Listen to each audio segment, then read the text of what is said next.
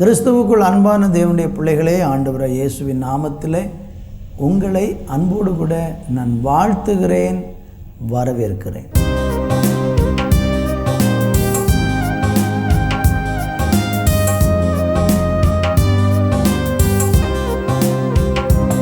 ஏழை மனுவுருவை எடுத்த இயேசுராஜனும் மண்டை நிற்கிறார். ஏற்றுக்கொள்ளவரை தள்ளாதே, ஏற்றுக்கொள்ளவரை தள்ளாதே. ஏழை மனுவுருவை எடுத்த இயேசுராஜனும் மண்டை நிற்கிறார். ஏற்றுக்கொள்ளவரை தள்ளாதே, ஏற்றுக்கொள்ளவரை தள்ளாதே. கைகளில் கால்களில் ஆணிகள் காடாவ, காடுமுள் மூடி பொன் சிரசில் சூடிட, கந்தையும் நிந்தையும் வேதனையும் சகித்தார். சொந்தமான இரத்தம் சிந்தினார் உனக்கா, கனிவுடன் உன்னை அழைக்கிறாரே, கனிவுடன் உன்னை அழைக்கிறாரே. ஏழை மனுவுருவை எடுத்த இயேசுராஜனும் மண்டை நிற்கிறார். ஏற்றுக்கொள்ளவரை தள்ளாதே, ஏற்றுக்கொள்ளவரை தள்ளாதே. ஏழை மனுவுருவை எடுத்த இயேசுராஜனும் மண்டை நிற்கிறார். ஏற்றுக்கொள்ளவரை தள்ளாதே, ஏற்றுக்கொள் அவரை தள்ளாதே.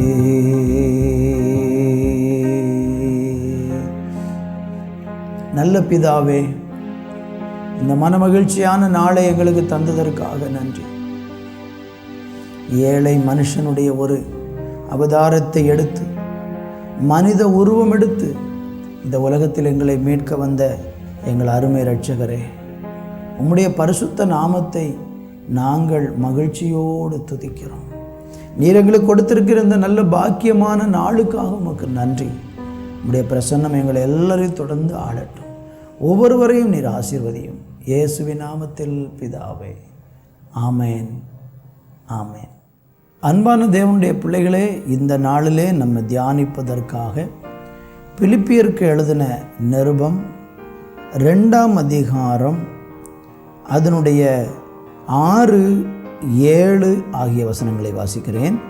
அவர் தேவனுடைய ரூபமாக இருந்தும் தேவனுக்கு சமமாயிருப்பதை கொள்ளையாடின பொருளாக எண்ணாமல் தம்மை தாமே வெறுமையாக்கி அடிமையின் ரூபமெடுத்து மனுஷ சாயலானார். வாசித்து கேட்ட இந்த வேத வசனத்திலே ஆண்டவராகிய இயேசு கிறிஸ்துவை இந்த பூமியிலே பிதாவாகிய தேவன் அனுப்பினதனுடைய நோக்கத்தை குறித்து சொல்லப்பட்டிருக்கிறது. இயேசு கிறிஸ்து 2000 வருஷத்துக்கு முன்பாக இந்த உலகத்தில் மனுஷனாக வந்தார் என்கிற சத்தியம் 100% உண்மையாக இருக்கிறது. இயேசு கிறிஸ்து இந்த பூமிக்கு வந்ததற்கு ஒரு பெரிய முன்குறிப்பான தெய்வ நோக்கமும் தெய்வ திட்டமும் இருக்கிறது. அந்த இயேசு இந்த பூமிக்கு வந்த சூழ்நிலையை பாருங்கள். ஆதியிலே வார்த்தை இருந்தது. யோவான் சுவிசேஷத்தில் நீங்கள் 1ஆம் அதிகாரத்தில் நீங்கள் வாசித்து பார்க்கும்போது அங்கே வேதம் 1வது வசனத்தில் இப்படி சொல்லுகிறது, ஆதியிலே வார்த்தை இருந்தது, அந்த வார்த்தை தேவனிடத்தில் இருந்தது, அந்த வார்த்தை தேவனாக இருந்தது என்று சொல்லப்பட்டிருக்கிறது. ஆதியிலே வார்த்தை இருந்தது. இயேசு கிறிஸ்து ஆதியிலே வார்த்தையாக இருந்திருக்கிறார். அவரைத்தான் சொல்லப்பட்டிருக்கு, ஆதியிலே வார்த்தை இருந்தது என்று சொன்னால் அது இயேசுவை குறிக்கிறது. அந்த வார்த்தை தேவனிடத்தில் இருந்தது என்று சொல்லப்பட்டிருக்கு. அப்போ இயேசு வார்த்தையாக இருந்தார். அந்த வார்த்தையாகி இயேசு தேவனிடத்தில் இருந்தார். அப்புறம் சொல்லப்பட்டிருக்கிறது கவனிங்க, அந்த வார்த்தை தேவனாக இருந்தது. இயேசு தேவனிடத்தில் இருந்தார், இயேசு வார்த்தையாக இருந்தார், இயேசு தேவனாக இருந்தார் என்று 1ஆம் அதிகாரம் 1வது வசனத்தில் சொல்லப்பட்டிருக்கிறதை பார்க்கிறோம். அடுத்து நீங்கள் வேதத்தை படிக்கும்போது 14வது வசனம் சொல்லுகிறது, அந்த வார்த்தை மாமிசமாகி கிருபையினாலும் சத்தியத்தினாலும் நிறைந்தவராய் நமக்குள் என்ன செய்தார், வாசம் பண்ணினார் என்று சொல்லப்பட்டிருக்கிறது. என்னை கவனித்து கொண்டிருக்கிற அருமையான தேவனுடைய பிள்ளைகளே, வாசித்து கேட்ட இந்த வேத வசனத்தில் இயேசு கிறிஸ்து மாம்சத்தில் வந்த விதம் இங்கே சொல்லப்பட்டிருக்கிறது. அப்போ நம்ம வாசித்த பிலிப்பியருக்கு எழுதின நிருபத்தில் நம்ம வாசிக்கும்போது ஆண்டவராக இயேசு கிறிஸ்து எப்படி இந்த பூமிக்கு வந்தார், அவர் வந்ததனுடைய நோக்கம் இங்கே தெளிவாக சொல்லப்பட்டிருக்கிறது. அவர் தேவனுடைய ரூபமாக அங்கே வார்த்தையாக இருந்தவர்.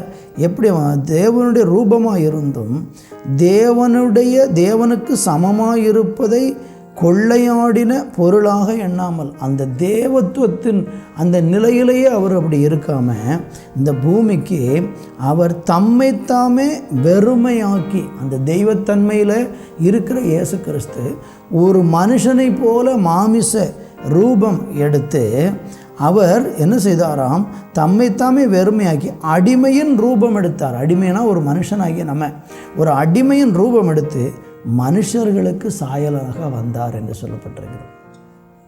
நீங்கள் யோசித்து பாருங்கள், இவ்வளோ பெரிய வானத்தையும் பூமியும் படைத்த தெய்வம், ஆதியிலே வார்த்தையாக இருந்தவர், தேவனோடு இருந்தவர், தேவனாக இருந்தவர், மாமிசமாகி ஒரு மாமிச சரீரத்தில் இந்த உலகத்திற்கு வரவேண்டியதனுடைய அவசியம் என்ன?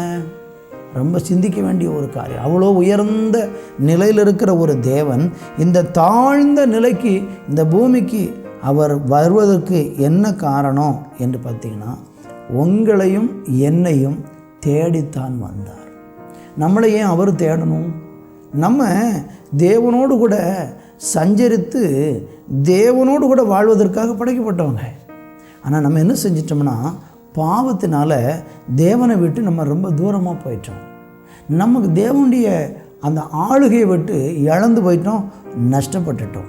அதனால் கர்த்தர் என்ன செஞ்சார்னா, நம்மளை அப்படியே விட்டுறல, தேடி வந்தார்.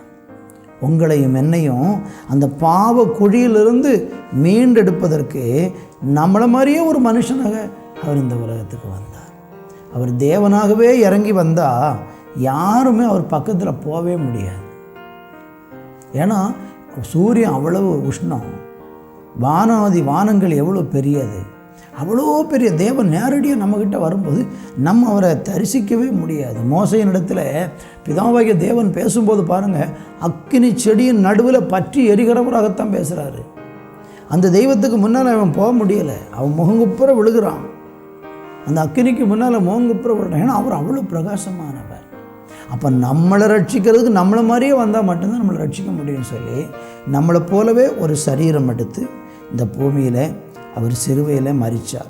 8ஆம் வசனம் சொல்லுகிறது, அவர் மனுஷ ரூபமாய் காணப்பட்டு மரண பரியந்தம், அதாவது சிலுவையின் மரண பரியந்தம் கீழ்ப்படிந்தவராய் தம்மை தாழ்த்தினார். சிலுவையிலே மரிக்க ஒப்பு கொடுத்தார். ஏனென்றால் அவருடைய இரத்தம், அவர் மரிக்கிறதன் மூலம் நமக்கு பாவ விமோசனம் உண்டாகிறது. இயேசு கிறிஸ்து சிலுவையில் மரிக்கிற வரைக்கும் உலகத்தில் மனிதர்கள் தங்களுடைய பாவங்களுக்காக ஆடுகளையும் மாடுகளையும் மிருகங்களையெல்லாம் பலி செலுத்தி கொண்டிருந்தாங்க. ஆனால் இயேசுடைய ரத்தம் இந்த பூமியில் சிந்தப்பட்ட போது நம்ம எல்லாருடைய பாவங்களுக்காக ஒரே பலியாக இயேசு பலியிடப்பட்டார். இப்போ நம்ம செய்ய வேண்டியது என்ன? நீங்களும் நானும் இந்த தேவனை அறிந்து கொண்டு தேவனுடைய பிள்ளையாக மாறி பாவ மன்னிப்பு பெற்று அந்த தேவனோடு கூட ஐக்கியமாகிறதுக்கு ஒன்றை மட்டும் செய்தால் போதும். நமக்காக இறங்கி வந்த நம்முடைய ஆண்டவராய் இயேசு கிறிஸ்துவை இருதயத்தில் விசுவாசித்து அவரை கர்த்தரும் இரட்சகருமாக நீங்கள் ஏற்றுக்கொண்டு அவருடைய பிள்ளைகளாக நீங்கள் மாறிவிட்டீர்கள் என்று சொன்னால் உங்களுடைய பாவம், சாபம், ரோகம் எல்லாவற்றிலிருந்து உங்களுக்கு விடுதலை கொடுத்து இந்த பூமியில் உங்களை ஆசீர்வதிப்பார். நித்தியத்திலும் உங்களை மகிழ பண்ணுவார். நல்ல பிதாவே, இந்த நல்ல வேலைக்காக நன்றி செலுத்துகிறோம்.